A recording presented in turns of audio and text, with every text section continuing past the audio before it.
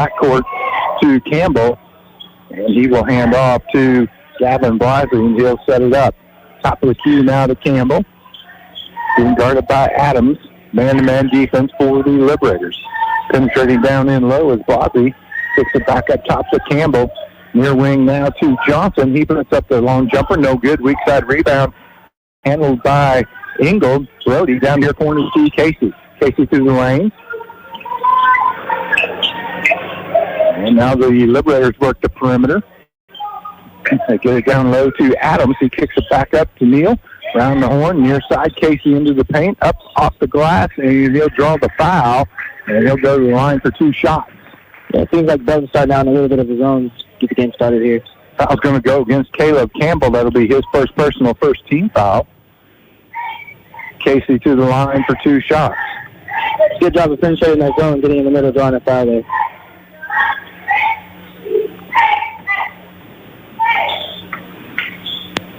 And the 5'10 senior knocks down the first one. And the Liberators draw first blood with 7:18 left to play here in the first quarter on a free throw by Gardner Casey. Yeah, that's big. Last game, it took him a little while to get in this. Yeah, we didn't get this quarter almost the end of the first quarter. Second one off the front of the iron, no good, but good fight for the rebound. And Brody Ingold makes him knock it out of bounds. It'll be Liberator ball underneath their own bucket. Colton Ingold will inbound. They line up 4 on the box in the key. They get it in down low to Brody Ingold, and he gets the bucket. Yeah, great pump right there. Just 2 defenders in the air. Easy bucket. Full court pressure by the Liberators. Campbell loses the handle. Adams all over him. And they're going to say 10 seconds? Or did he say he stepped out of bounds down here? I think he said he stepped out of bounds down on the corner. Yep. So Bolivar will get the ball on their own end. Great pressure defense there on the press. And it's a great way to start the game here for Bolivar. Casey will trigger the entry pass here in front of us. Gets it into Ingold. Brody back to Casey. And up top to Colton Ingold. And Brody Ingold for 3. In and out, no good. Rebound Adams. Nice put back. It's no good. But he's able to tip the rebound back to Gardner Casey out front. Now they swing it over to Colton Ingold. His 3 ball no good. It's all being batted around. Adams comes up with it for the Liberators. And they skip it far side to Colton Ingold, down low to Connor Neal on the far side of the block. He comes back near side to Casey for 3. In and out, no good. Rebound handled by Schrum for the Belton Pirates. He's swinging up the wing to Johnson. Johnson working left side, now cuts into the center. Gibson in the corner. Yeah, unfortunately not able to get a bucket there, but you'd like to see the hustle on the offensive rebound. Johnson up top, looking in the corner to Blasey. He finds him there on the right side. Back to Johnson. He's going to pull up for 3, and it's no good. Rebound handled by the younger Ingold. Gets it to Casey over on the far side. He slows up and waits for the rest of his Liberator teammates. Now they come near corner to Connor Neal. Back up top to Casey. Swinging around. They finally get us Colton Ingold. Comes back up top to his brother Brody. Back to Connor Neal, far side. Liberators just working the perimeter. And now trying to penetrate as Brody Ingold gets blocked off at the baseline. Kicks it back out to Connor Neal. They reset between the rings with Colton Ingold. So they swing it to him down low. Or he gets it down low to Adams. He finds a slashing Casey, and Casey gets the bucket. And the Liberators go up 5-0 with 5:15 remaining here in the first quarter. Yeah, it looks like they got a little stagnant there on offense, but then they're able to get some good balls moving and easy look in the paint. You know, they got a ton of offensive rebounds last week. There was one set, they shot 8 shots and got 7 rebounds, but couldn't get a bucket. And they're continuing that tonight. They're getting a lot of offensive rebounds. Now putting it up near corner or in the paint was Campbell. Was no good for the Pirates. And the Liberators come up with the rebound. Again, they're going to work the perimeter. They're working in down low to Adams. He's stripped from behind by Blasey. And then they're going to call a foul on Adams as he turned a little frustration fouls. He got a hold of J.W. Johnson after Blasey got him the ball. Yeah, like you were saying, even if the shots aren't falling, it's always good to see the hustle on the offensive boards. Well, they're playing pretty good pressure defense, too. They're pressing the whole game. They'll continue to do that. Now, Wyatt Campbell going to check in the ball game. He's going to replace Adams. That was Adams' first personal first-team foul for the Liberators as well. And now Giglio going to check in the ball game, and he's going to replace Gardner Casey.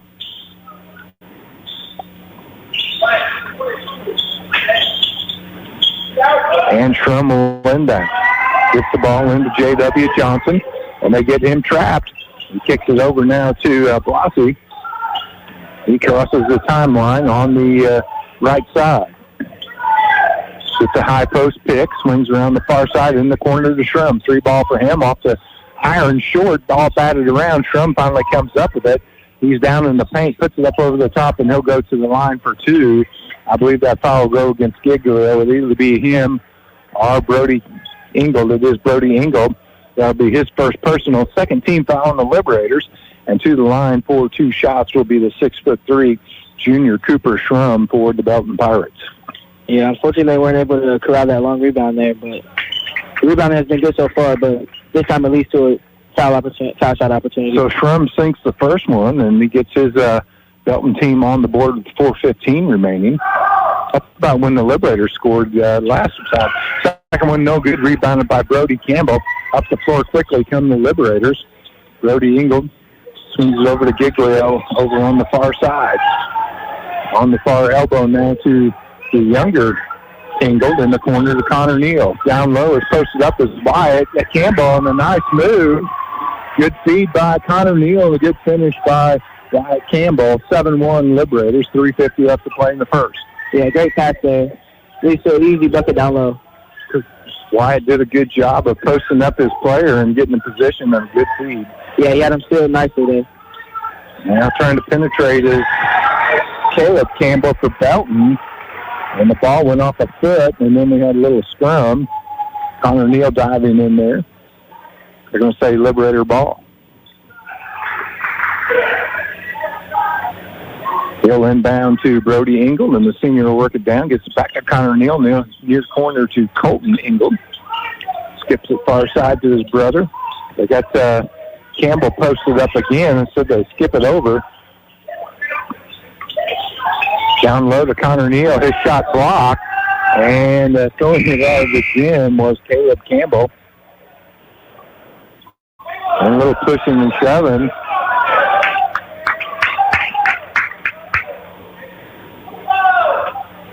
Campbell gave him a couple of shoves. Yeah, it seems like there's a little talking going on down there after the block. So it'll be Liberator ball, and Gardner Casey will trigger the entry pass under his own glass.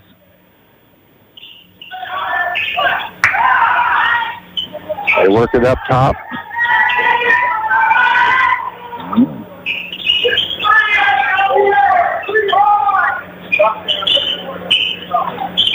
There's the Liberators just trying to set something up on the outside. They get it in the near corner to Colton. He kicks it up to his brother, and it shots up no good. Rebound handled by Campbell. Campbell goes the distance and gets the bucket. They are doing a good job of getting in the middle of that zone. That time the shot just doesn't fall. Actually, that wasn't Campbell. Sorry, that was Jace Maiden scoring the bucket. 7-3, Liberators with the lead. They'll have the ball underneath the Belton bucket. We've got some substitutions, but they're going to have to get somebody out. It's going to be Shrum checking into the ball game. We don't have a 15. I'm going to say that's DeAndre Matlocks. Nope, he's coming out. Shrum checks back in, so no change. I don't know what that was. Checked him in, and that's obviously him. I can see in the picture. He's number 10 because he's got one side of his hair dyed blonde. It's Belton's ball. They get it on the far corner. 3, no good. We're going to have a foul away from the ball, though. And that's going to go against Gavin Blasi. Yeah, they actually had a good inbound play there, drawn up, but unable to get the bucket. His first personal, second team foul. Gardner Casey inbounds the ball to Brody Ingold. Back to Casey, back to Ingold. Full court pressure. Better get it over the timeline pretty quick, guys. Yeah, And the ball's batted away by Shrum. It goes out of bounds and we'll start it all over again. Yeah, we see Belton's actually going to a full court pressure as well, trying to match that defensive energy that we've been seeing from Bolivar. So Bolivar's ball. Casey will inbound. Again, full court pressure put on by the Pirates from Belton. Gets it to Engel. Back to Casey. Back to Brody Engel. Across the court to Connor Neal. Down low to Wyatt Campbell. And one. He draws the foul on J.W. Johnson and finishes the deal. And Wyatt Campbell with a chance for the traditional three-point play. Yeah, they said the way to break the press is good ball movement, and that's what we saw there and led to an easy basket. It's a 9-3 lead. Campbell can make it a 10-3 lead if he sinks this free throw. And it's good. 6'4" junior sinks it 10-3. 2:23 left to play in the first. Good job finishing off the... Jose calls off everybody. He's going to bring the ball down. He'll be guarded by Brody Engel. He gets it to Strom. It's knocked away, and coming up with it is Gardner Casey. They work at the perimeter. They're going to call traveling on Casey. He got a little bit ahead of himself there, Jeremiah.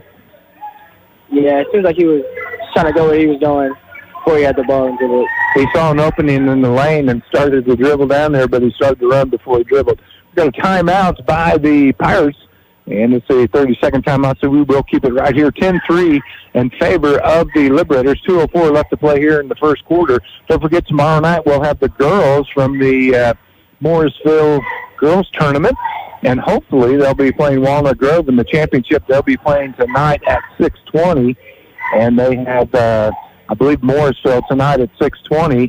And then tomorrow night, if they win tonight, hopefully they'll be taking on Walnut Grove, who will be playing Hillcrest tonight. So that should be a heck of a ball game over at Morrisville tomorrow night. Shania will be bringing you that along with Jeremiah.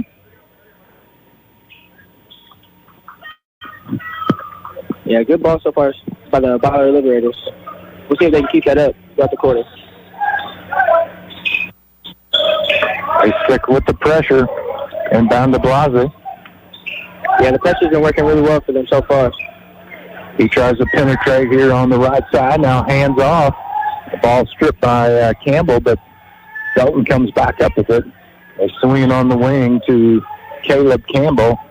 Top of the key, hands off to Blase. He puts up a three and he drains it. And that cuts the lead pretty quickly. 10-6. And a good job of breaking that press right there by the Liberators. They get it down the floor to Connor Neal. They go up top to Giglio, and they're going to call him for traveling. Yeah, it seems like they know where they want to go. They're just going a little too fast. So Maiden will inbound in front of his own bench, gets it into Blase. He works way over on the left side of the court. He's being guarded by Engel. And they find Caleb Campbell, and he just makes a move to the rack. He got some long strides. Yeah. He took like 4 dribbles and 4 steps and really went from the top of the key in a circle down to the hoop and got the bucket. Yeah, he's got to keep the ball real high there, too, with the defense. Top of the key for Engel. 3 ball, no good. And what a hustle by Campbell. They're going to call jump ball. He was sandwiched between 2 Pirates, but he got his hand down there and got the ball at the tie-up. So Wyatt Campbell making his presence felt off the bench tonight. Yeah, they thought they had him box out, but he just had a little more willpower there. And Pope going to check into the ball game. He will replace Casey. So Lucas Pope, the junior, checks in. Oh, and they fell asleep. They got the ball down, and getting the easy layup is Caleb Campbell. Yeah, it looks like they just lost him down there in the press. And now Shrum kicks the pass intended for Giglio out of bounds, so we'll try it again. Wyatt Campbell will inbound. Gets the ball into Engel, back to Campbell, back to Engel, up the floor to Giglio, near side to Connor Neal, and he's drilled to the ground. Could go against either J.W. Johnson or Caleb Campbell. We'll see. It's going to go on Campbell. Yeah, for the most part, Bolivar's doing a good job of breaking that press with excellent ball movement there. That's the first on Campbell, the fourth on the Belton Pirates. The next one will send the Liberators to the line if they get it in the next 33.9 seconds. And inbounding the ball will be Colton Engel. Goes up top to Giglio. Near elbow to Campbell. He tries to go down low to Poke, and he got a little too much mustard on it. And it goes out of bounds. It'll be Belton ball with 27.9 left to play here in the first quarter. Yeah, I tried to thread the needle there, but it's just a little left. Trumbull inbound, full court pressure by the Liberators, gets it into Blase. He works to the left. Now it's stolen by Giglio. He tried an entry pass out, and Giglio got caught traveling. His passing lane got blocked up, and he just kind of held off for a minute and took an extra step. He'll take a seat. Gardner Casey will replace him. And Jace Maiden will inbound on the far sideline.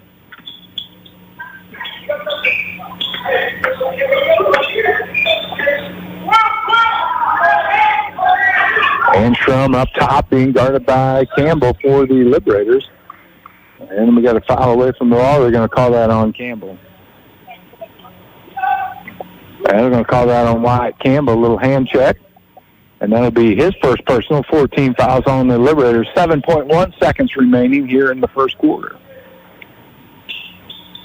Inbound in the backcourt to Shrum. He tries to drive baseline, blocked off by Campbell, turnaround jumper. Oh, they're going to call another foul. And Campbell quickly picks up 2 fouls in about 5 seconds.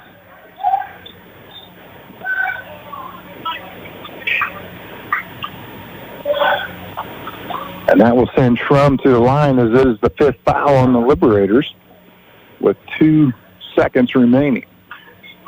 Yeah, we were playing good defense at first. I almost thought he was going to get it clean, but Shrum got the first one. He takes the first lead of the night for the Pirates. Campbell takes a seat. Adams in to replace him. And the 6'3" junior Shrum puts the second one up, and it is good, and it's a 12-10 ball game. Casey at the buzzer. Oh, he's got some strength. He could do that. He misses it, though. So after 1 quarter play, it is Belton 12, Bolivar 10. We're going to take a short break. We'll send it right back. You're watching Bolivar Liberator basketball on MoSportsZone, listening on YourCountry 99. At Animal Care Clinic, they're not just another veterinary clinic. They're your pet's best friend. Their team, led by Doctors Levin and Lindsay Roten, offer top-notch care for all animals, big and small. From intensive care and checkups to pet supplies and grooming, they've got it covered. Keep your furry friend healthy and happy. Schedule an appointment today at animalcarebolivar.com. That's animalcarebolivar.com. Animal Care Clinic. Their name says it all. What would happen to your kids, home, finances, or even your business in an unexpected life event? At Ankrum Law, we understand that planning for the future is a gift to your loved ones. This is Jesse Ankrum, and I'm ready to help you secure your legacy with expert guidance in estate planning. From wills to trust, we provide comprehensive solutions tailored to your unique needs. For more information or to book your free estate planning consultation, visit AnkramLawFirm.com. Ankrum Law, helping you protect what matters most. The choice of a lawyer is an important decision and should not be based solely upon advertisement. No matter where this season takes you, the Bank of Missouri is here. We know a better life begins with a secure financial future. As a community bank, we work with you to understand your priorities and the changes that affect your finances. So wherever life takes you, we're here to help, just like we have been for 130 years. Get started at bankofmissouri.com. Live well, play well, bank well. Welcome back to Willard Middle School. Second quarter action just underway on the floor for the Liberators, who get control of the ball. To start it off, it'll be Adams, Ingalls, Neal, Polk, and Gardner Casey. He's got the ball beyond the arc on the far side, gets it in the paint to Adams, kicks it back to Casey up top. Near corner now to Connor Neal. Working around again. Casey far side, high post to Polk. Back out to Casey. They just patiently work, and they try and feed it into Polk, and overthrows him. It goes out of bounds. They turn it over with 7:27 remaining here in the second quarter. Full court pressure again by the Liberators. I guess they're going to stick in it the whole game, Jeremiah. Yeah, it seems like they're sticking with it. It's been working good for them so far. And up top with the rock is Johnson. Swings it over in the far corner to Campbell. Back up top to Johnson. Far wing to Shrum. He puts the three and he drains it. And it's a 15-10 lead. And the Pirates in full press as well. They kick the ball out of bounds. So Gardner Casey will inbound again. They look for Brody Ingalls. He gets it to him. He gets trapped, goes over the top, and a good save there by Connor Neal. Up the floor to Adams over on the right side. He tries to drive baseline, blocked off by Campbell. Looks like Belton's kind of picked up the tempo of their defense and their play here just in about the last 2 minutes of the first quarter and early second quarter. There's a big three by Brody Ingalls, and that makes it a 15-13 ball game with 6:32 left to play here in the half. Yeah, that was a big three there. They were trying to get into the middle of that zone, but ended up finding a good look from three. Blasi dribbles down the floor. It finds a wide open Jace Madden. He gets the bucket and draws the foul. The foul's going to go against Ingalls, and that'll be his first personal first-team foul. And Maiden going to go to the line for the traditional three. He appears to be about a 6-footer. He is a freshman, good-looking freshman. He misses the first one off the front of the iron, or the only one, rebounded by Pope. Quickly down the floor come the Liberators. So he can go for three, in and out, no good. Rebound by Shrum, but he can't hang on. Connor Neal comes up with it. He goes up strong. He's knocked to the ground. And they're going to say it hit the guide wire, I guess, and it'll be out of bounds. So it will be Belton ball. Once again, they're fighting on the offensive glass, but unable to come up with points there. Get your mic a little closer, talk a little louder. One. Full court pressure by the Liberators. Blasi gets it by himself. Gets hooked up with Brody Ingalls. Hands off top of the key to Shrum. He works over to the left side. Shrum gets it into the hands of Caleb Campbell. They skip it over near side now to J.W. Johnson. Back over on the far corner to Shrum. His three ball in and out, no good. Rebound batted around, and finally coming up with it is Jace Madden, the freshman, and he gets the easy layup, 19-13. We're going to have a blocking call, as I believe that's going to go against Gavin Blasi, as he tried to get in the way of Gardner Casey. Yeah, he got a little aggressive there on the press. That'll be the second on Blasi. Bolivar had been doing a pretty good job on the defensive rebound, but unfortunately they give up an offensive board there, at least at some points. Ingalls and Casey playing catch in the backcourt. They finally get it to Sky Adams. He tries to get it back to Ingalls. Ball battered away. Coming up with it is Maiden. Kicks on the wing to Shrum. Another three ball for him. No good. Weak side rebound. Mishandled by Maiden. Probably should have been a foul there. He took a couple shots. Now we're going to have a foul on the ensuing loose ball. Who did they call that on? 23. So that's the second on Caleb Campbell for the Pirates, and the second team foul of the quarter for Belton as well. Casey on the far side just runs past Blasi. Dishes down low to Connor Neal. Connor's got to finish those down there. He had the ball underneath the bucket a couple times. He's got to get comfortable going right to the rack. Three ball by Giglio, no good. Long rebound handled by Blasi. They'll work it up the floor quickly. Finds Shrum. He puts up the three. He's never met a shot he didn't like, and he drained that one from downtown. Yeah, it seems like he's shooting it every time it touches his fingers. 22-13 as Belton has gone on a three-point bombing raid here in the second quarter. Casey near side, center court to Ingalls. Back to Casey. He penetrates, kicks out in the corner to Giglio. Three ball for him. In and out, no good. Rebound batted around. Shrum comes up with it for the Pirates. Finds Blasi. And he loses the handle. Adams comes up with it. They're going to call back court as he slid across. He was in the forecourt, kind of sliding and tipped it. and tipped it in the backcourt to Giglio. So it'll be Belton ball on the far side with 4:23 left to play. Blasey takes a seat, and to replace him is DeMarco Watson. He's a thick kid. That's a football player. That ain't a basketball player. That is a football player. Yeah, he's pretty broad at the shoulders. He's all jacked up. Big. Bolivar probably looking to get a stop here. I believe Belton's on a 10-3 run here. Yep. So we got a foul as penetrating. Foul's going to go against Adams. That'll be his second personal, second team foul on the Liberators. It'll be Belton ball on the far side. Going over the inbound will be the freshman Jace Maiden. And now checking in for the Liberators, replacing Brody Engel, is going to be Cade Rainey.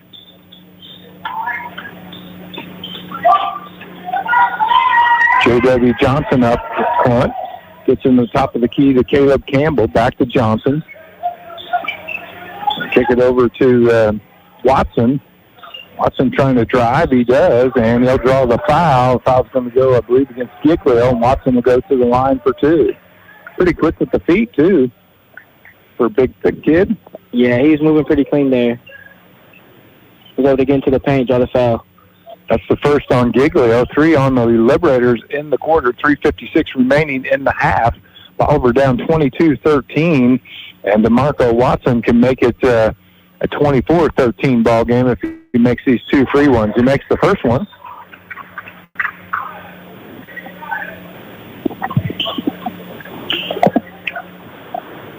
I'm going to say he's about 5'9", 190. Yeah, I can see that for sure. Second one is up and good as well. He's got a nice stroke from the free throw line. 24-13, 3:54 remaining in the half. Casey into the forecourt. Surveys the defense. High post to Connor Neal. They get in the near corner to Rainey. Back up top to Giglio. Far side to Casey. Giglio on the near wing now. Rainey was looking for somebody in the corner, almost let the ball go, and then realized that man wasn't down there. Now they work it to Connor Neal in the far corner, back up top to Rainey. And we're going to call traveling on Gardner Casey. And Wyatt Campbell going to check back in the ball game. He'll replace Connor Neal. Also, Brody Engel going to check in. He's going to replace Gardner Casey. Yeah, unfortunately, we keep getting these travel calls. They'll probably look to clean that up at half. That's the third one of the game. Actually, fourth one. So Watson's going to bring the ball down. Gets it over to Johnson on the far side. Back up top to Watson. Back to Johnson. Johnson being guarded by Brody Engel. High post to Caleb Campbell. In the paint, kicks it back out as he was blocked off by Wyatt Campbell. Far side to Shrum. 3 ball for the 6'4" junior. Knocks it down, and he's got a dozen points off the threes here in the second quarter. Yeah, they're going to have to start closing out a little harder on him because he's looking to shoot it every time he gets it. 27-13. At this point, if I'm his coach, he's got the green light. Oh, yeah. Seems like he's had it all game. Near corner is Brody Engel, and he's hipped there by Caleb Campbell, and that'll be 3 on Campbell and 3 on the Pirates. And checking into the ball game is going to be DeAndre Maddox. Hi, Maddox. He is a junior. Engel in the paint. Picks it up, no good. Weak side rebound. Cade Rainey ties up with Jace Maiden, and it'll be a jump ball. Possession arrow favors the Pirates of Belton. Looks like Blasey hurt his hand or something. They're over here spraying ice, and he's shaking it off. And working it down is J.W. Johnson. Gets it to Shrum. He takes a penetration, backs out, gets it to Johnson now over on the left side. In the paint to Maddox. And he tried to find a slashing Jace Madden and overthrew him, and it'll be the Liberator ball. with 2:23 remaining in the half. Liberators only scoring 3 points, Jeremiah, in this quarter. And, yeah, they're going to look to get the offense going. It seems like the Belton's really tightened down on that zone defense. It was a 10-10 game after one quarter, now 27-13. In the middle of a 17-3 run right now. Seems like they're daring them to shoot. Engel up top. High post to Rainey. Kicks out to White Campbell. 3-ball, no good. Rebound handled by Watson. And he'll bring it down himself. Dishes down low and finds a wide open Jace Maiden, and he gets the easy layup, 29-13. They're working in down low to Polk. He gets pushed out of there by Maddox, and the ball's loose. Trum comes up with it. He loses a handle. Giglio finds it. He'll find Brody Engel for three, and he drains it. That's the way to get off it. 29-16, and now we're going to get Polk with a foul as he reached through Shrum, trying to bat that pass away, and that'll be 2 on Polk and 4 on the Liberators in the quarter. Yeah, that's a big shot there. They've been daring us to shoot, so good to see one go down. So Colton Engel going to check in. He'll replace Cade Rainey.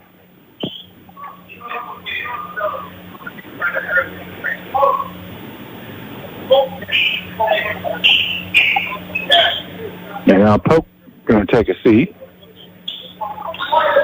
Connor Neal in for him. J.W. Johnson will bring it down for the Pirates. Works right side, being guarded by Brody Engel. Now comes back center, finds Shrum over on the left. Watson now with the ball, hands off to Johnson. Back to Watson near elbow. He tries to penetrate, blocked off by Wyatt Campbell, but coming up with the loose ball is Jace Madden.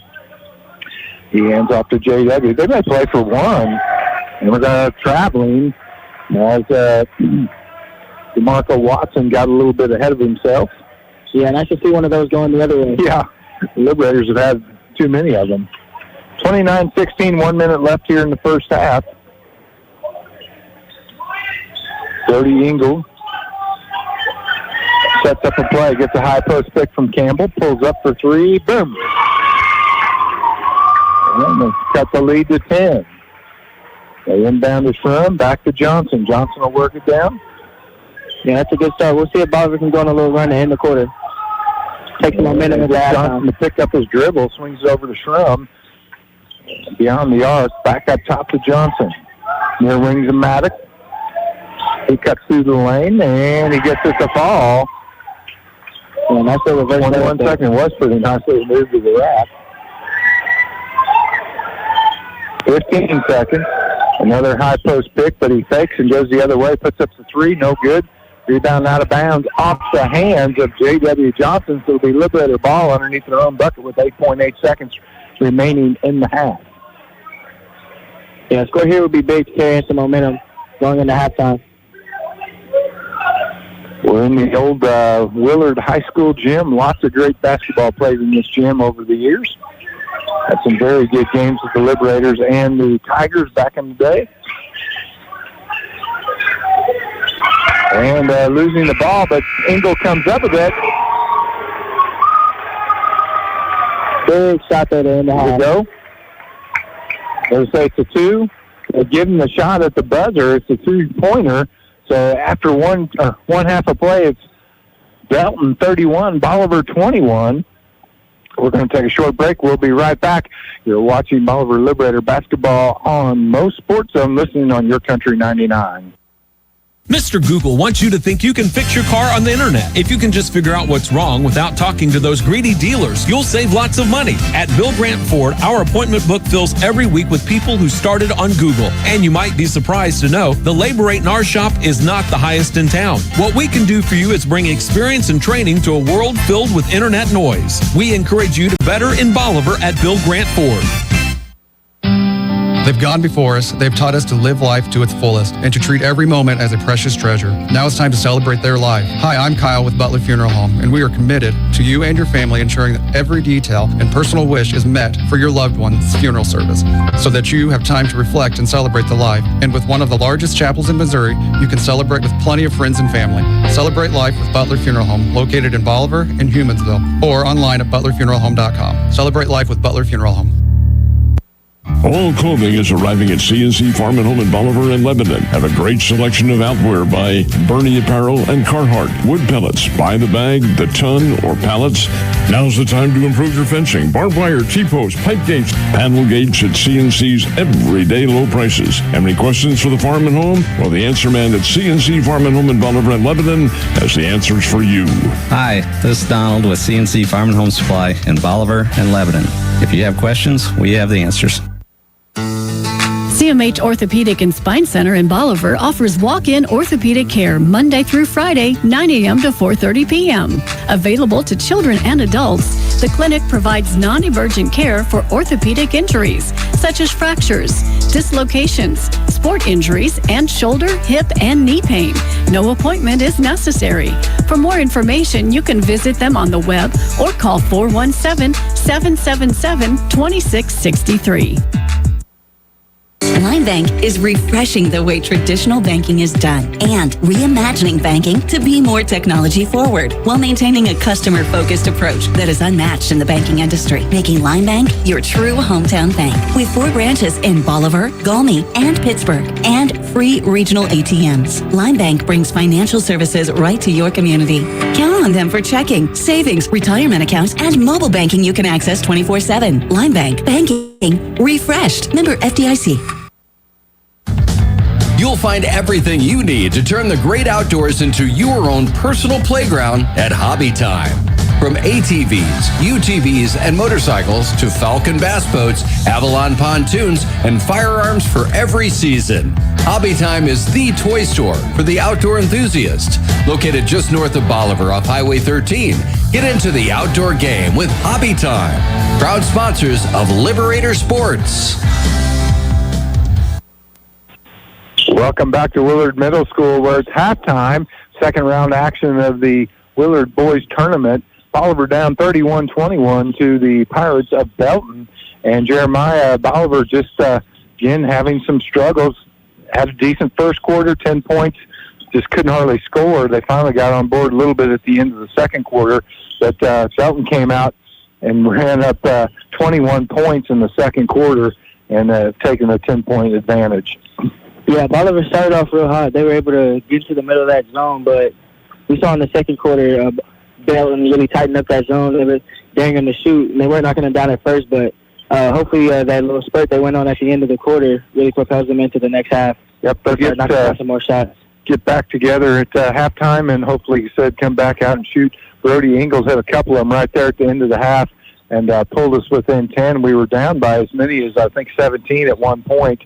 And they lit it up from beyond the arc, especially their big kid, Cooper Shrum, as he was shooting from all over the floor. And he only missed, I think he made 4 and missed 1 on the evening. This is the Willard Tiger Basketball Classic. It was Bolivar losing to Glendale 73-49 on Wednesday night. And Thursday night, Harrison defeated Belton 58-37. On the other side of the bracket, on Thursday night, West Plains defeating Mansfield 83-73, and Willard defeating Sedalia Smith Cotton 70-51. So we have the first one here. After this one, it will be Mansfield against Smith Cotton, 7 o'clock tip here at the middle school. Over in the main gym, 8:30, Glendale will take on Harrison, and then at 7 o'clock, the game will be West Plains against Willard. They've got a girls' tournament going on here, too, and this one's a really good tournament. We watched some of that. Rockbridge, that girl's got to be 6'5", and she could flat move, and she was big. I mean, she wasn't skinny. She was big and strong, and she's a good-looking player. I'm sure she's a D1er. But Rockbridge right now is the leader of the A pool. They're 1-0. Harrison's 1-0, and Willard's 0-2. So Rockbridge and Harrison will play for the A pool championship, and that game's at 5:30 in the main gym tonight. And Kickapoo who's 1-0 in the B pool. They will take on Lutheran, and at 4, they played them at 4 o'clock. That game's over, and then the winners of those 2 games will play for the championship tomorrow. The boys' championship will be tomorrow at 6 o'clock, and the consolation will be at noon, and the 7th place game will be at 9 a.m. We'll be on the air tomorrow night from Morrisville as the Lady Liberators finish up, hopefully, in the championship game of the Morrisville Lady Panthers tournament, and hopefully against the Walnut Grove Lady Tigers. That's the matchup everybody's looking for. And Jeremiah will be on that call along with Shania Franska. I'll be at the Bolivar Christmas Parade. If you can't come out and see the Lady Liberators, come out and see the Christmas Parade, have some candy, and have some fun. And it is a nighttime parade, so it's all lit up. It is a lot of fun, and hopefully we're not going to have any RAN or any SNOW, so like we did last year. It'll be cool, but it'll be fun. We got about 4 minutes till the second half gets underway. We're going to send it back to the studio, catch up on some more advertising. You're watching Bolivar Liberator basketball, MoSportsZone, listening on Your Country 99. For all your furniture and bedding needs, visit Hometown Mattress and Furniture, where we liquidate prices, not quality. Come see our great quality mattresses and furniture closeouts. You will not find more bang for your buck on pillow tops, Euro tops, temper-grade foam mattresses, and adjustable bases. Same for sofas, sectionals, recliners, bedroom, and dining room furniture. From budget to luxury, we got it all. Payment programs available, same as cash, no credit needed. Check out our many great reviews on Facebook and Google. We will treat you right and earn your 5-star review. Hometown Mattress and Furniture, where we liquidate prices, not quality. 451 South Springfield Avenue, Bolivar, Missouri. If you're buying or selling real estate in Southwest Missouri, call Hubbard Realty. We're your local real estate experts with a team of dedicated professionals who will represent you through one of life's biggest challenges, buying or selling a home, land, or investment property. Let our years of experience in up and down markets guide you with data-driven advice and researched guidance. With generational roots in the area, we're here to stay. So work with the realtors you know, like, and trust. The agents at Hubbard Realty. We're your hometown real estate experts.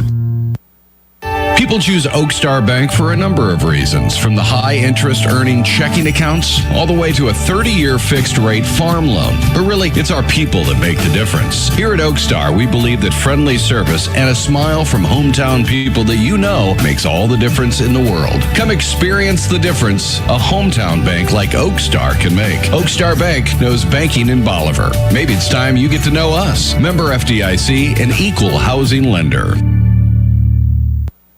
When you own a commercial lawn service, you know a thing or two about great cuts. You also know that every dollar counts. And with Gravely's Mow Like a Pro sales event, you can save up to $2,000 and receive special financing on select models of America's most rugged and dependable commercial lawnmowers, including the Big Pro Turn 600. But hurry, the Mow Like a Pro sales event is for a limited time only, and only at Precision Small Engines in Bolivar. Precision Small Engines in Bolivar. Welcome back to Willard Middle School. Second half action about to get underway here. Bolivar Liberators down 31-21 to the Belton Pirates. And today Smith Cotton still warming up. They're not giving the Liberators a chance to get warmed up, but I'm going to get them off of there. Yeah, I noticed that. So, again, the Liberators came out and had the early lead, but then Belton got hot, and the Liberators got cold. The Liberators were in a full-court press most of the night, but then Belton started pressing them, and that's really kind of when it shut down their scoring. Not that they couldn't get the ball across half court, but they just, it seems, for whatever reason, they stopped scoring after Belton started pressing. Yeah, they also had a few self-inflicted mistakes. Yep. They had a couple travels there in the backcourt, which really was stopping the momentum, so they'll probably look to clean those up second half. And to close out on number one Strum. Yeah, you got to shut him down. He was the big kid shooting beyond the arc, and he could flat shoot. Yeah, I don't know what we're trying to... Oh. Sorry. See if they come out. It's going to be J.W. Johnson,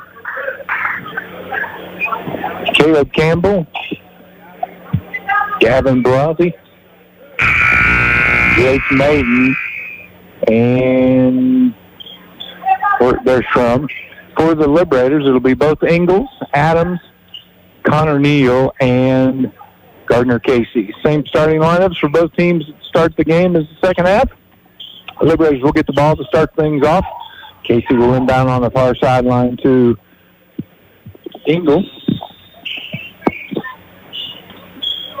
And Brody will bring it into the forecourt setup. Far side to Connor Neal. He gets a high post pick from Adams. Over on the wing now to Casey. Down low to Brody. Back up top to Casey. Near side to Colton. Colton goes back to Brody. Back to Colton. He drives baseline near side. Dishes over to Connor Neal, and Connor gets the bucket. One of the smallest guys on the floor down low and making it happen, 31-23. Yeah, good up and under move there. Got the defender in the air. Went right underneath him.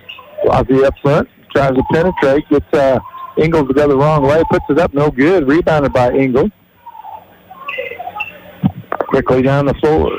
Goes to Colton Ingalls. He drives baseline. Tries to come up top to Connor Neal. He couldn't hang on. Gets saved by Gardner Casey. They skip it far side to Colton. And he penetrates a little high floater off the glass. No good. Connor Neal with the rebound. He's playing inspired in the second half. And the ball in the paint to Adams. He dishes over to Neal. Kicks out to Brody Ingalls. 3-ball. No good. Weak side rebound by Colton Ingalls. He goes up strong. That's no good. Finally coming up with the ball was Jace Maiden for Belton. And he dishes off to Caleb Campbell, and he gets the easy layup. Yeah, misses a gimme there, but as I said earlier, you like to see him fighting on the offensive drive. He's getting a lot of boards down there and getting a lot of looks. We just can't get a lot of buckets. And that's the same problem we had Wednesday night as well. And those were dinks that were missing down here tonight. I mean, they're running underneath the bucket. Yeah. Full court pressure, Shrum to inbound. Forward to Pirates, gets it into Blasey. He comes near corner now to J.W. Johnson. Down in the paint to Maiden. He spins, kicks out to Campbell. Now Campbell strips the ball by Gardner Casey. 3-on-2 break. Casey to the rack and gets the bucket. Yeah, great. 33-25. They cut the lead to 8. Blasey down the far sideline quickly. Oh, what's that? Yeah, I'm not sure what he called there. I don't know what that is. I've never seen that motion. He called white, so I'm assuming it's on Bolivar, but yeah, not sure what this means. So it wasn't a foul.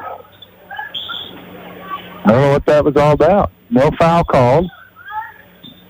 Belton gets the ball back. They gave the Blasey in the backcourt. He dribbles into the far corner. Drives baseline, blocked off by Connor Neal. We're going to have a foul on, I believe that's going to go on Adams. Yep.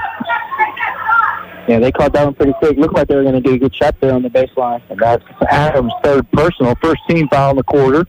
Blasey will inbound underneath his own bucket. Goes to Shrum. Shrum tries to drive, and they're going to give the foul, and Shrum will go to the line for 2. Yeah, it seems like Shrum has one job on the court, and that is to score. Yep. And he's done a pretty good job of it. So he had 15 of the 31 points in the first half. And the junior eyes the first free throw, and it's good.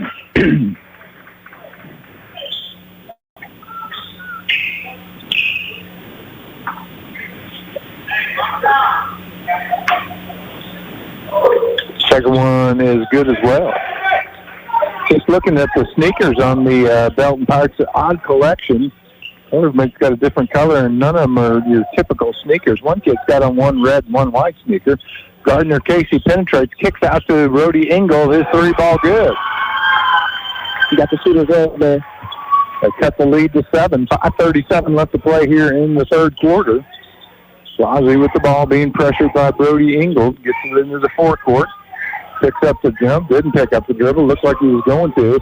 Trying to get I got a 5-second call as Jace Maiden came up to get him a pick. And he kind of ran into Maiden, and they called it 5 seconds. So Liberators forced the turnover with 5:24 remaining in the third. Yeah, big turnover there after they hit the 3, so we'll see if we can keep this momentum going. And Brody Ingalls will bring it down. Works off a high post pick by Campbell, who's checked in the ball game to replacing Adams. They're working in the corner now to Colton Ingalls. Skips it on the far side to Brody. He gets covered up, comes up top to Gardner Casey. Casey drifts near side, gets some encouragement from the coach. He got it in the far corner to Colton Ingalls. He almost got too much, but he does control it. And they skip it back near side to Brody. Top to Colton. Back to Brody. Penetrates, pulls up from 12 and drains it. Nice looking pull-up mid-range there. That's a dying art, the mid-range jumper. Yeah, nobody can shoot from 5 foot to 12 foot anymore. Yeah, but it's often what they leave open in the zones. And now Blase loses the ball, and a good job by Brody to tip it to Campbell, not get the traveling call. He gets it down the floor. Brody for three, no good. Long rebound handled by Gardner Casey. They're going to call a foul on Jace Maiden, and that'll be the first on the Pirates here in the third quarter, and the first on Jace Maiden. He's going to take, nope, he's not going to take a seat. Blase's going to take a seat in to replace him is DeMarco Watson.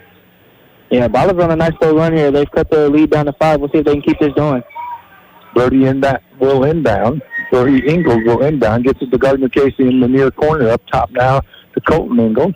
Drives the paint a little bit. Kicks out to Connor Neal. There's that mid-range jumper. Instead, on the wing for Gardner Casey. 3-ball no good. And out of bounds off the hands of DeMarco Watson. So the Liberators catch a break there. They'll have it on the far side on their end of the court. 4 minutes remaining in the quarter. Connor Neal inbounds. Finds Brody.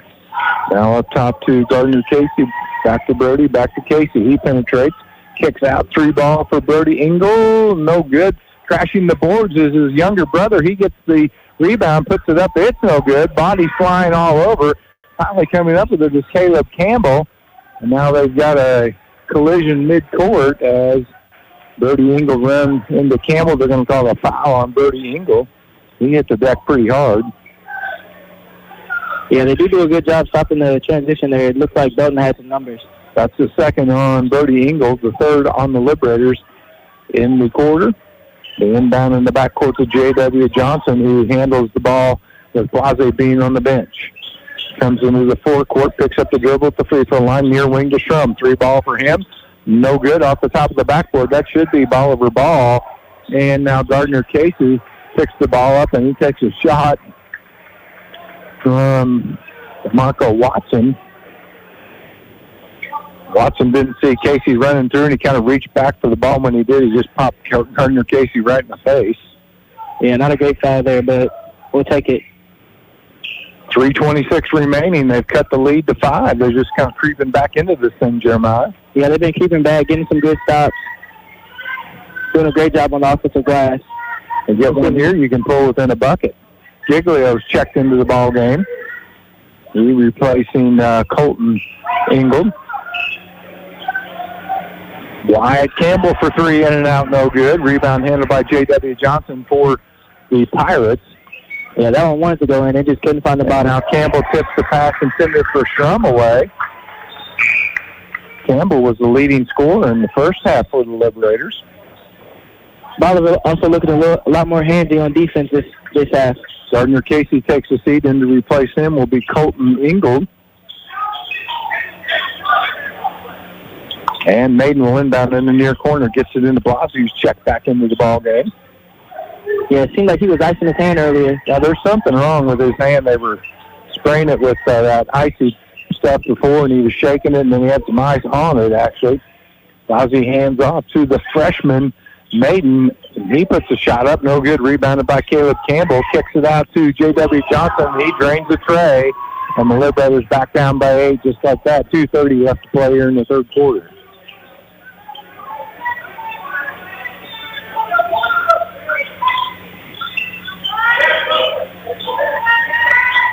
Liberators working the perimeter. Brody Ingalls near the top of the key. Goes over on the left side to Colton Ingalls. He penetrates a little floater from 8, and he knocks it down. And Connor Neal going to be calling on the foul as he was reaching around Blasi, trying to steal the ball.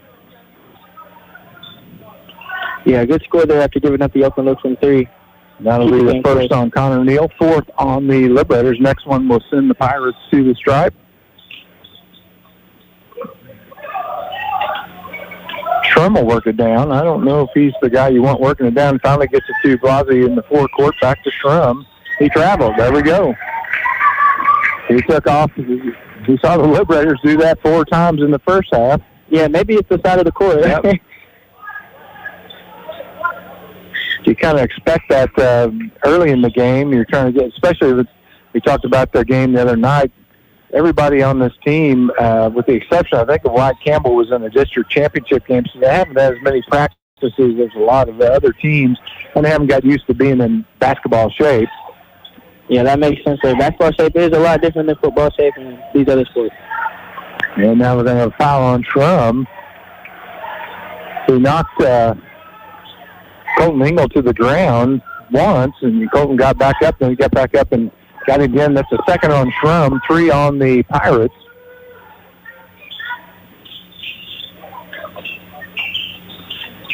Giglio up top. They swing it in the far corner to Brody Engel. 3 ball, in and out, no good. Rebound, Wyatt Campbell. And they're going to call the foul on Johnson as he got underneath him and kind of hooked him. Okay, yeah, that's what I was thinking. At first I was thinking over the back, but he had the ball in possession. He kind of impeded his landing space there. He was straight up, and he kind of went back and bent into him and put his arms back. And so that's the 4th on the Pirates and the 2nd there on J.W. Johnson. Yeah, good call there.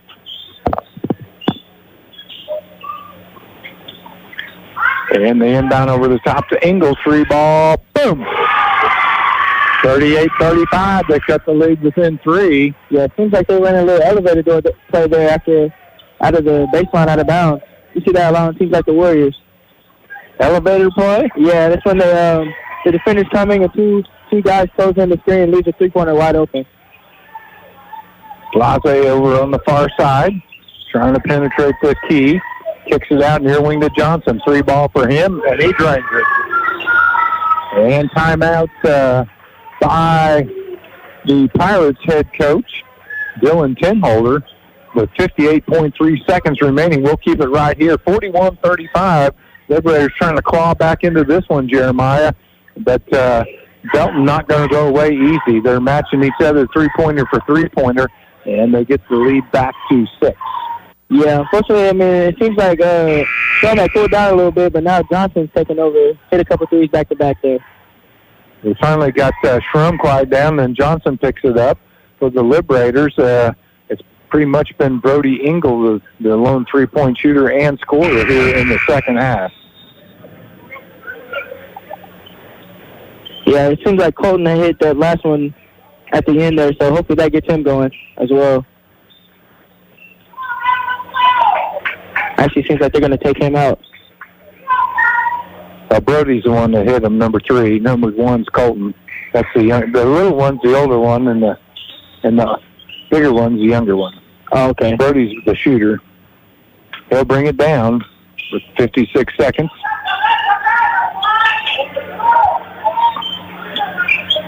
Brody Engel, top of the key, near wing to Giglio. He has a little trouble hanging on, but does get control. Gets it to Casey, back to Giglio. Giglio could shoot the 3. He struggled the other night mightily, but last year he was one of our outside shooters. Come off the bench and pop a 3. High post to Connor Neal. He tries to penetrate, knocked hip check. They wanted to walk on that, but they go to Gardner Casey in the far corner. He goes through the lane, kicks it out to Giglio far side, dishes down low to Campbell, and can't hang on, and it will be Belton ball with 13 seconds. Now, you cannot let them score here. You're trying to claw back in. Don't give them a free one with 13 seconds left. Yes. And don't foul them because they're going to go to the stripe if you foul them. Yeah, stop here would be big for Bolivar's chances here coming back in this game. Lozzie comes on the near side, 8 seconds. 6 seconds. Finds Schrum, puts up the 3. No good. Rebound by Gardner Casey. He might get a look at the buzzer. Oh! Just a little bit short. We're going to send it back to the studio. Stay tuned for a great fourth quarter. You're watching Bolivar Liberator basketball. MoSportsZone, listening on Your Country 99. When you own a commercial lawn service, you know a thing or two about great cuts. You also know that every dollar counts. And with Gravely's Mow Like a Pro sales event, you can save up to $2,000 and receive special financing on select models of America's most rugged and dependable commercial lawnmowers, including the Big Pro Turn 600. But hurry, the Mow Like a Pro sales event is for a limited time only, and only at Precision Small Engines in Bolivar. Precision Small Engines in Bolivar. Welcome to Coral Supply in Bolivar. Coral Supply and Kubota have stepped up to get you the Kubota tractor you need. Right now, get 0 APR, 0 down for up to 60 months on the L2502 package at Coral Supply in Bolivar, equipped with box blade, bush hog, and 18-foot trailer, now through 12/30/24. See us or go to KubotaUSA.com for more details. At Coral Supply in Bolivar, we make it simple to buy a new Kubota tractor. Sometimes it gets messy out there. When it does, call Southwest Sewer and Septic, your local heroes for emergency septic pumping, septic cleaning, and sewer line repairs. Plus, they now offer porta potties for your job site or special event.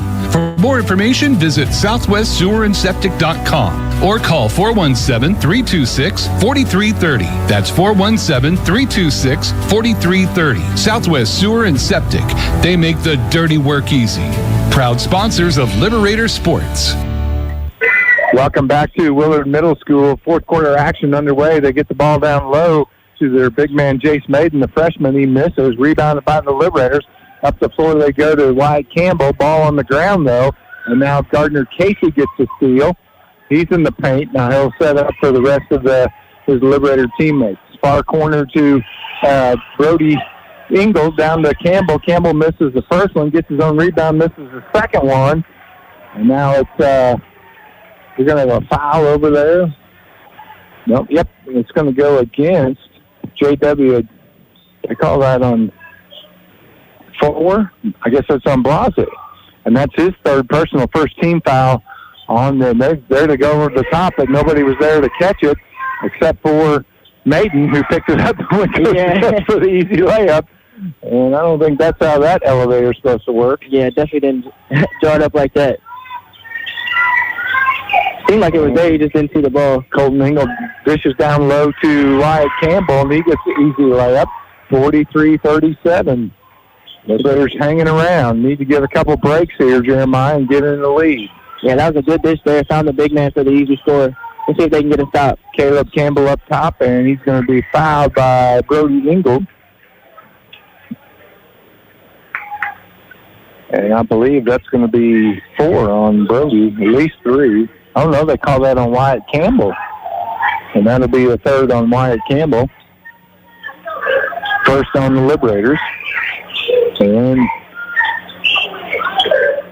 Ozzy the inbound. Dishes it to Maiden. Kicks out to their Campbell. Shot no good. Rebound by Colton Ingalls. Up the floor to his brother Brody. Center court now to Gardner Casey. They're going to call the charge. Nope, they're going to call the block. Yeah, it looked like that official. No, he did call the charge. Oh, okay. So the bucket's no good, and that's the first foul on Gardner Casey. Yeah, unfortunate there to wipe away the bucket. Second team foul for the Liberators. 6:42 left in this one, 43-37. Bolivar down by a half a dozen to the Belton Pirates. Blase being pressured by Gardner Casey. Gets it across the timeline to Shrum. Back center court to Blase. Through the lane, a little razzle-dazzle, and he gets it to fall. Yeah, a little up and down the scoop layup there. Lee is back to 8. Casey penetrating. Shot no good. And they're going to call another charge on Casey. And all of a sudden, they don't like Gardner Casey. Yeah, seems the second foul in about 20 seconds. Both of them charges underneath the bucket. Yeah, it seems like he was getting a good look there. Unfortunately, he called it the charge. You got to get some moisture wiped up off the floor.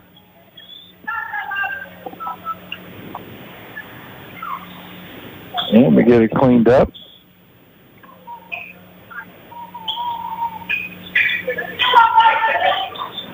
And we're ready to play ball. Shrum will inbound. Full court pressure by the Liberators again. It gets it to Blasey. He gets around Casey, swings in the near corner to J.W. Johnson. 3 ball for him, no good. Rebounded by Colton Ingold. Goes down the floor to Connor Neal. Back out to Colton. Penetrates, pulls it up, off the glass, no good.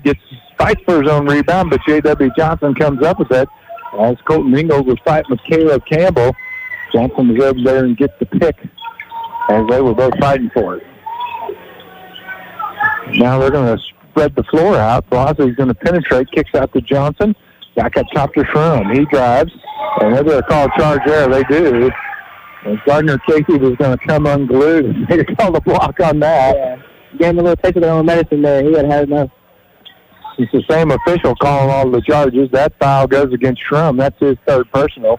Giglio is going to check in the ball game, replacing Connor Neal for the Liberators.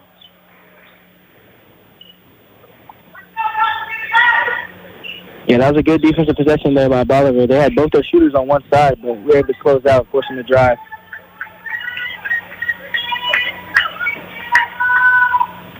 Casey into the forecourt, high post to Campbell, down low to a wide open Colton Ingold. His shot blocked, but Campbell gets the rebound and gets it back up and in. And the lead back to 6. 45-39. Gardner Casey almost gets the steal. They'll get it back to Blasey. He will find Campbell. Campbell guarding Campbell up top. And Campbell from Belton loses the handle. Giglio comes up with it. Wing to Brody Ingold. 3 ball. Boom! And that's a huge three. And that pulls them to within 3 points. And we got a timeout by Belton. As Coach Stringholder has seen enough. The club was up by as many as 17 in the first half, and the Liberators have just cut the lead to 3 with 5:03 left to play here in the ball game. And Belton having a little bit of a hard time scoring right now, Jeremiah. Yeah, Bolivar doing a great job on the defensive end, being real handy. That last play, they get a nice turnover. Pushing transition leads to an open 3 on the wing. Huge there as Bolivar brings it back down to 3. Well, one of the things that Coach Stringholder had him do there was spreading the floor. If you got a tempo when you're scoring, don't, just because you got a lead, don't just let them play, you know, because then you get out of that tempo, you get out of that groove, and that's kind of where they find themselves right now. But they kind of started spreading the floor and taking their time. So 45-23, 5:03 left to play. The winner of this one will play in the consolation final tomorrow at noon. The loser will play in the 7th place game at 9 o'clock in the morning. Gotta hate those 9 o'clock in the morning basketball games. Yeah. Not too big of a fan of that. But that's a good point you bring up, though. Belton does seem to be getting out of its offensive rhythm it had earlier in the game.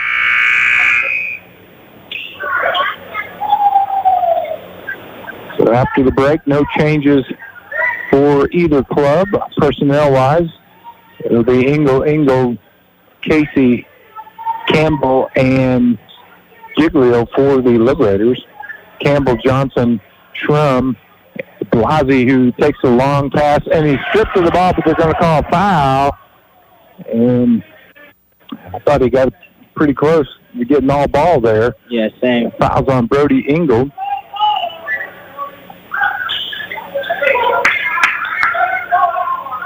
And that'll be 3 on him, 4 on the Liberators. Blasey's in the act of shooting, so he'll go to the stripe for 2 charity shots.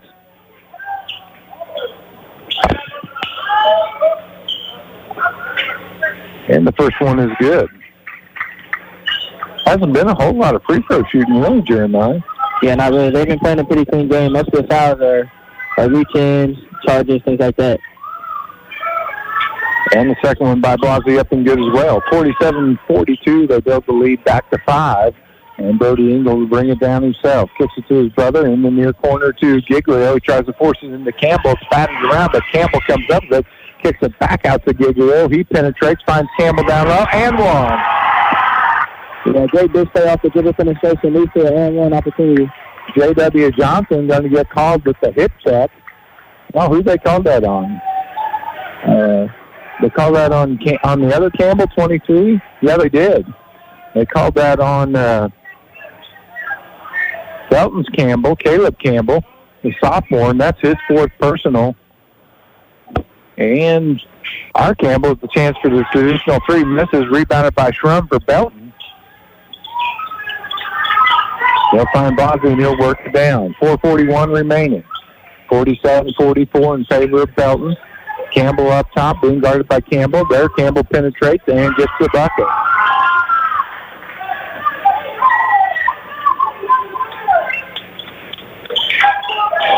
Three ball by Ingold, no good. Rebound batted around. Schrum comes up with it for Belton. Now he's stripped by Casey, but they're going to call a foul, and that will be 5 on the Liberators, so Schrum will get the shoot. And I'm not fond of that rule change. I like the one-on-ones. That took away a lot of strategy in the game. Yeah, unfortunately for Bolivar, that was in the bonus here with 4:19 left. So we'll see how that plays out throughout the game. So Schrum at the line. I don't think he's missed a free throw tonight. I believe he's 4 for 4, make it 5 for 5. Yeah, we got to hit him with the announcer jinx. I was trying, man. I was trying. And Wyatt Campbell takes a seat for the Liberators. They'll be replaced by Polk. And Belton has nobody down here. They know Schrum's a good shooter. There it is. It's rebounded by Colton Ingold. Back to Brody, back to Colton, back to Brody. Over on the far side of Giglio. Now up top to Casey, back to Giglio. He puts up the three ball. No good. Long rebound handled by Blasi for the Pirates. And he'll be picked up by Colton Ingold. Comes on the near wing to Johnson. Back up top to Ingold. He hands off to Blasi over on the far side to Schrum. Back to Johnson. He pump fakes the tray. And Gardner Casey gets the steal. If he can hang on to it, he finally gets control down in the far corner. Kicks it up top to Colton Ingold. Back to Casey. He's going to penetrate over on the far wing to Brody Ingold. Now up top to Giglio. Back to Casey. 3:24 left to play. Casey pulls up for three. Get down. Nope, no good. Fight for the rebound. And coming up with it is Maiden. He'll get it to Schrum on the far wing. And he'll hand off to Blasi. Yeah, got a good look there. Unfortunately, just not able to get it to go down. Blasi trying to penetrate. Blocked off by Giglio. Kicks it in the corner to Schrum. And he drains the tray. 5 trays on the night for Schrum, the sophomore wing. Liberators lose the ball on the other end. And they get it to Belton, gets it to Blasi. 2:40 left in the game, 53-44. Yeah, it seems like the momentum's shifting a little bit, but stop here for a long way. And Blasi with the ball. And they're going to get Giglio for reaching in. And that'll send in to the Blasi to the line. 2:28 remaining. Liberators called timeout. And they'll keep it right here with 2:28. 53-44. So I don't know, did they call a foul there or did they call a timeout? I'm not sure. I couldn't really tell what happened. It didn't look like a foul from. No, I didn't think it was either. I think maybe Coach Tenholder called a timeout because he thought they were going to get it trapped. Yeah, I think that might be what happened there. Yeah. I didn't see a foul. But Bolivar will definitely be looking to get some stops here. We're going to have to play some defense and get some offense. We've got to get some shots to fall. That's kind of been our struggle the first 2 games of this season, Jeremiah. Yeah, we've definitely been getting open looks, good looks on the basket, but unfortunately they haven't been calling. Unless your number 3, Brody Ingold. So when they come back in, it's going to be Polk, Ingold, Giglio, and Casey. And pretty much the same 5. They've played, we talked about that off the air. This 5 for Belton plays that the whole time. It's going to be Johnson, Schrum, Campbell, Maiden, and Blasi. Yeah, Maiden will inbound it.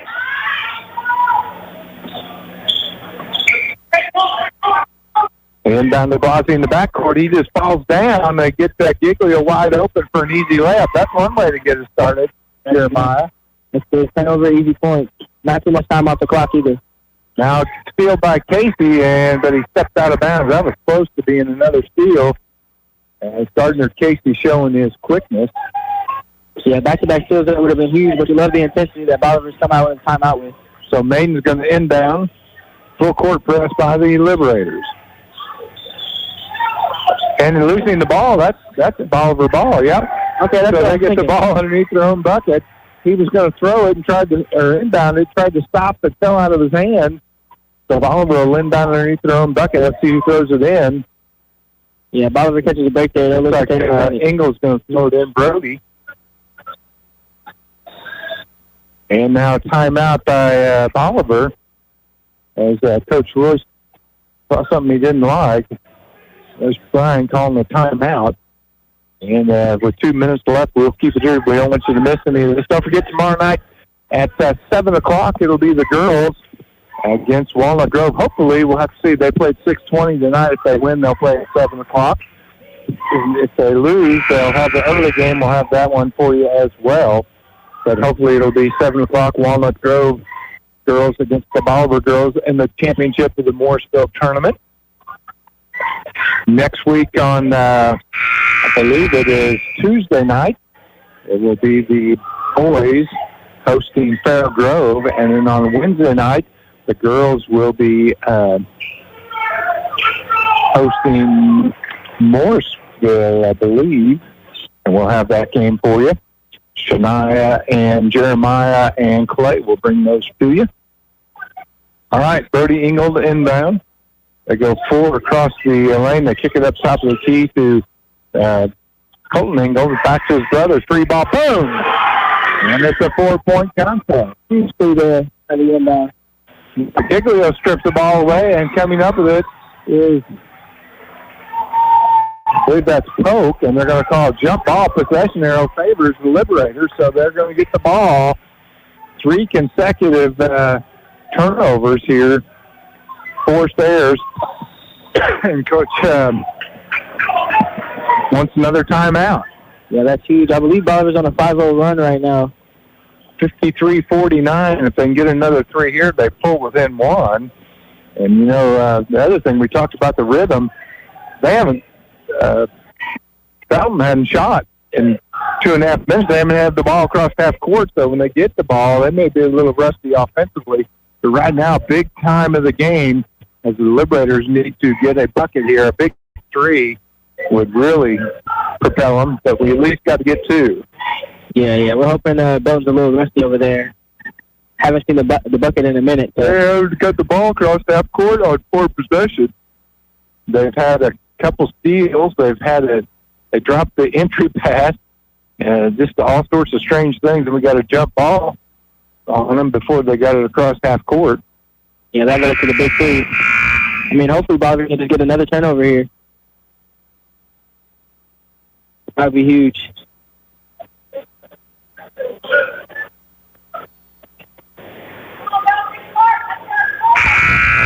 Strum, Johnson, Maiden, Campbell, and Blasi for the Pirates. For Bolivar, it's going to be Giglio, Pope, Engel, and Casey. And Colton Engel will inbound. The 5'11" sophomore. Gets it down low to Polk, but it tips out of bounds, so we'll try it again. J.W. Johnson down there trying to defend, and he tipped it out of bounds. And again, Colton Engel will inbound it. This time just on the right side of the key. Gets it in the corner to his brother, back down to him. He backs up his man. Skips on the far side to Giglio, over in the corner to Casey. Long 3, no good. But there's Colton Engel on the backside to get the easy putback. 1:48 left. It's a 2-point ball game, 53-51. They're going to let Strum. Well, now Colton's going to pick him up. Strum crosses the timeline, picks up the dribble, gets it to Blasi. Yeah, we'll just call that last bucket a pass. And they kick it out to J.W. Johnson. Back up top to Blasi.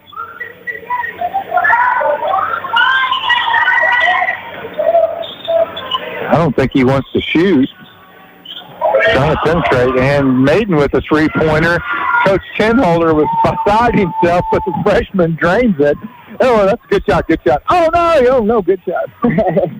Yeah, sometimes it happens like that. You just happy to see it go in. Engel for three, no good. Rebound down low by his brother. His shot blocks. Trump comes up with a loose ball, and they're going to get a foul. It's either going to go on Polk or on Giglio. We'll see who they call on. Either way, it'll send Strum to the line. It's going to go on Polk.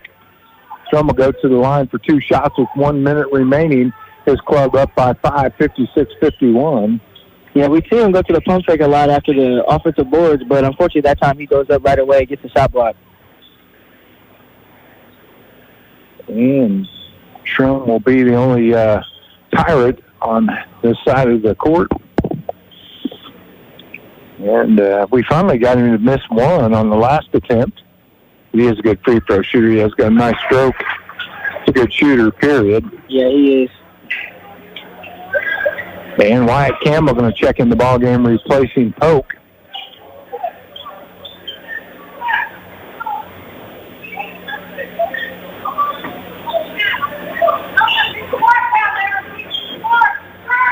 And the second one by Strum is good. 58-51.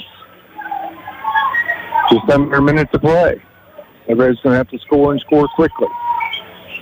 Giglio far corner, back up top to Brody Engel. Gets a high post pick by his brother, puts up the three, boom!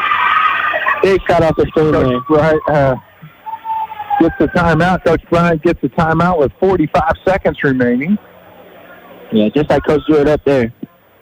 Great on-ball screen. So the Liberators now down by 4, 58-54. Yeah, it seems like just when they're almost out of it, Brody hits another three, so they'll probably be looking at all the steal here. In his hands. A steal, or the jump possession arrow does favor the Pirates.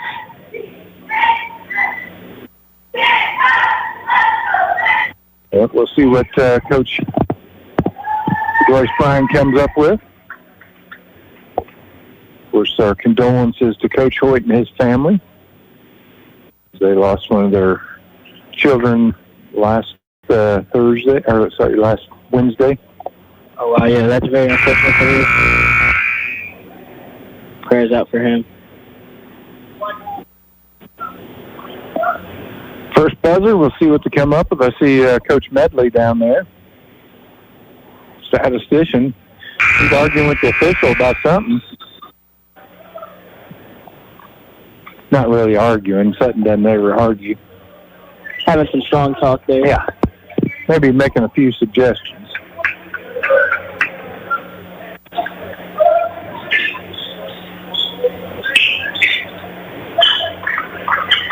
So inbounding will be Campbell for the Pirates.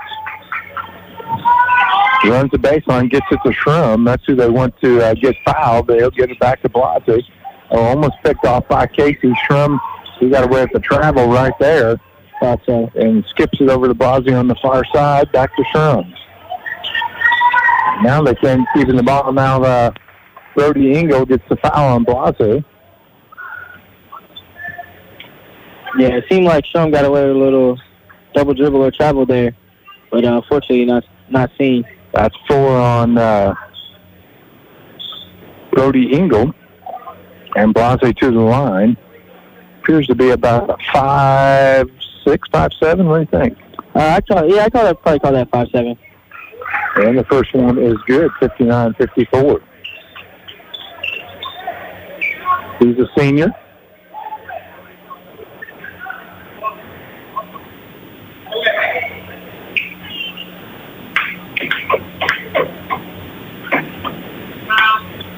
And the second one is up and good as well. Good free throw shooting club all the way around. Yeah, they haven't been missing too many opportunities at the charity stripe. It's a 2-possession game now for the Liberators with 22 seconds. Giglio on the corner and loses the handle, goes off the foot and goes out of bounds, and it'll be Belton ball. And now Connor Neal going to check in the ball game, replacing Giglio.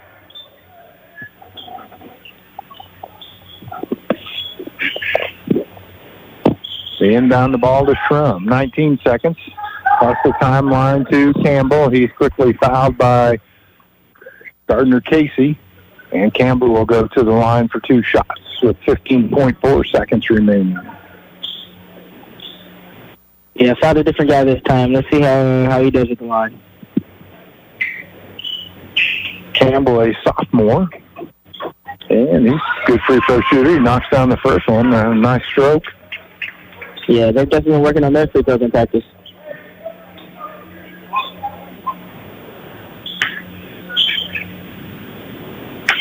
And the sophomore hits the second one. So the lead is up to 8. Shrum wisely gets down here and makes Brody Engel pick the ball up. 3 ball no good. Rebounded by Wyatt Campbell. He gets the put back. Timeout by Coach Royce Bryant with 5.9 seconds remaining. Down by 6. I don't know how you get. How you gonna get 6 points here, Jeremiah? See, in a perfect world, you would hope for turnover, another 3, and then I guess another turnover after that. So it's a lot of time, or not much time to get 2 turnovers and 2 3-point shots off. Not at all, but we'll see how it goes. So 5.9 seconds remaining, 62-56 in favor of the Pirates of Belton. And they'll have the ball. They'll have the run of the baseline.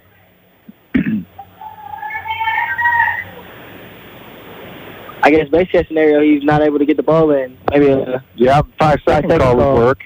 And then if you could get one pass and a 3, of course we're out of timeouts now too. But let's see what Bryant comes up with.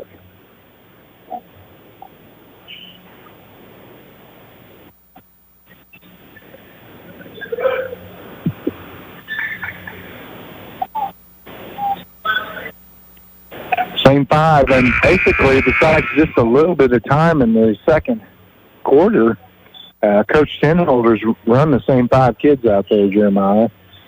Had Maddock and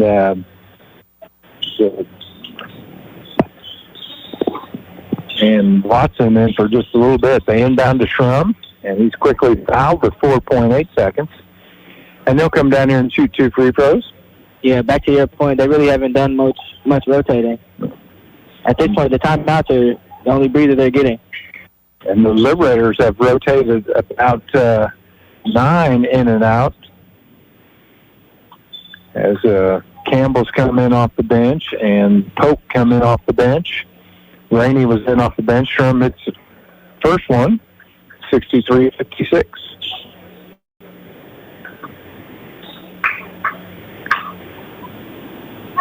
And the second one, good as well.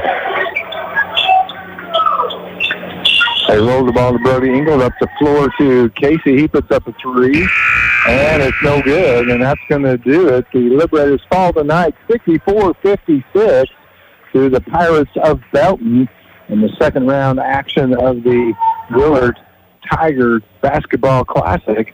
The Liberators will play at 9 o'clock tomorrow right here at that's going to be at the main gym. Their opponent will either be Smith Cotton or Mansfield. We're going to send it back to the studio for just a minute. Catch up on some advertising. We'll be right back here watching Bolivar Liberator basketball. MoSportsZone, listening on Your Country 99. You know what they say, if you want something done right, do it yourself. Well, that's great, except when it comes to electricity. Better call Warwick Electric, locally owned and operated since 2005. Warwick offers all types of electrical service, both commercial and residential, using top quality materials and following current electrical codes. They're fully insured and licensed, so you can trust them with your electrical needs. Don't do it yourself. Call Warwick Electric today at 417-327-3674. Navigating ever-changing tax regulations can be difficult, but not with the Winfield Tax Service. They've been serving Southwest Missouri for 60 years and are 4 generations strong. From individual to business tax needs, plus bookkeeping and payroll services all year round. They've got it all. Call 326-3326 or visit in person. Located on the northeast corner of the Bolivar Square. Winfield Tax Service, your destination for stress-free taxes.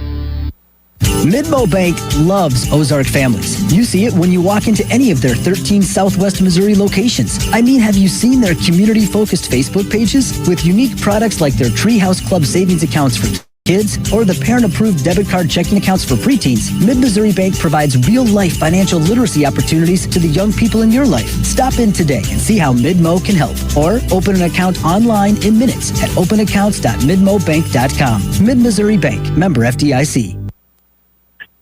Welcome back to Willard Middle School, where tonight the Bolivar Liberators fall to the Belton Pirates 64-58. And really, Jeremiah, the Liberators were in the ball game, fought back to pull within 2, just couldn't catch the brakes at the right time and just struggled offensively at the wrong time. Yeah, we saw them cut it close. They did a lot offensively. They were able to get some turnovers, force the action a bit, but unfortunately the final score doesn't really reflect that, but it was closer than the score indicated. They will be playing again tomorrow at 9 o'clock in the main gym. They'll either take on Smith Cotton or Mansfield. We won't have that one for you. We will have the girls in the championship. Hopefully the championship, they play at 6:20, which I don't even know what time they're underway now. That if they win and Walnut Grove wins, which is how the seats were, they will take on Walnut Grove at 7 o'clock. Shania and Jeremiah will bring that action to you. And that's going to wrap it up for us here tonight. And thank you for watching Bolivar Liberator Basketball. It's brought to you by Mid-Missouri Bank, a better way to do your banking in Bolivar. Anything you want to add, Jeremiah? No, just excited for the game tomorrow. All right. Hopefully get to see some good basketball. That's going to do it. Thanks a lot for watching Bolivar Liberator Basketball. MoSportsZone, listening on Your Country 99. This Bolivar Liberator sports broadcast is made possible by these great sponsors. Be sure to tell them how much you appreciate their sponsorship of Liberator Athletics.